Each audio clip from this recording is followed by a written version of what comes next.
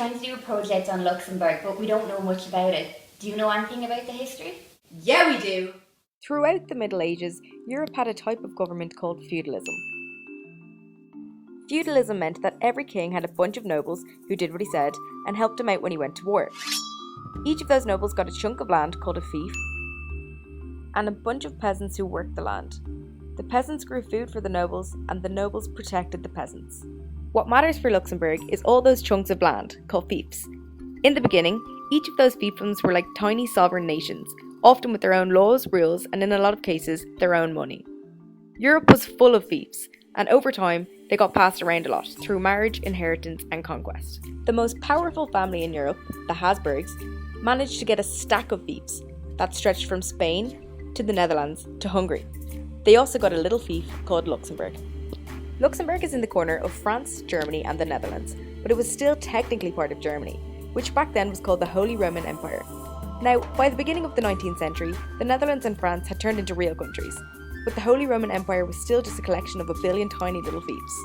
Then, a guy named Napoleon took power in France, and he liked it so much that he decided to take power of the Holy Roman Empire. Since they had no strong sense of central authority, the Holy Roman Empire did a really poor job fighting back, and Napoleon took them over one fief at a time. After the rest of Europe helped fight off Napoleon, they told the Habsburgs that they couldn't keep running their country like it was a fast food franchise, so they smushed all of the fiefs up into bigger countries. Luxembourg got smushed into the Netherlands, so for 100 years, Luxembourg was part of the Netherlands and everything was fine. Except, Luxembourg was still legally part of Germany, and Germany had an ancient rule called the Salic Law that said that territories could only be inherited by men.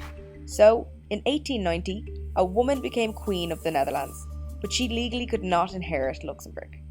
In the meantime, Germany had been smushed into one giant country, and it didn't want some tiny little random country joining up late. So, Luxembourg couldn't be part of the Netherlands, and it couldn't be part of Germany. It was alone and too old to find someone to settle down with, just like Jennifer Aniston. Luxembourg was again inherited by some random guy and became an independent Grand Duchy. Did that help? Wow, thanks. Do you guys want to hear more about the culture of Luxembourg? Due to Luxembourg's history of getting passed around like a parcel, it's a little confused as to what it really wants its identity to be. Therefore, the linguistic situation is tricky. There are 3 official languages: French, German, and the national language Luxembourgish.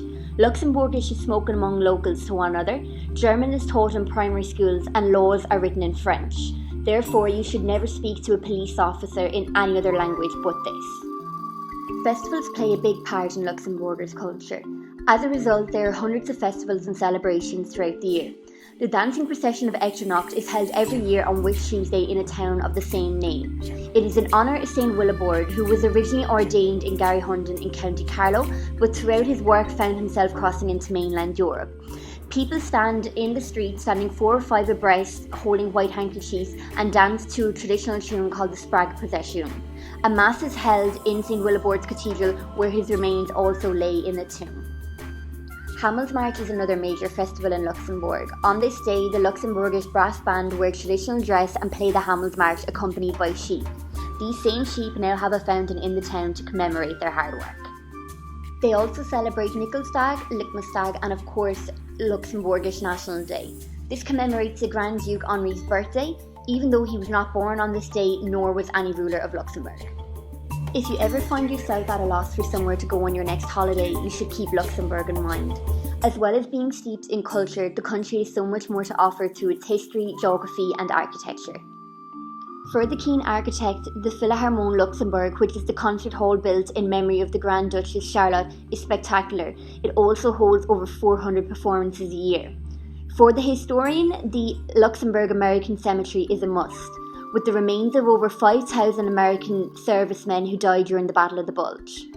For the outdoors enthusiast, the Valley of the Seven Castles gives you only a glimpse of some of the 130 you will find throughout Luxembourg on a 37-kilometre footpath.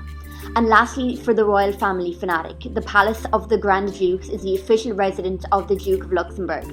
Previously used as a concert hall and a tavern by the Nazis during the war, it has since been revamped, and from its now splendourous yellow room, the Grand Duke broadcasts his Christmas message every year.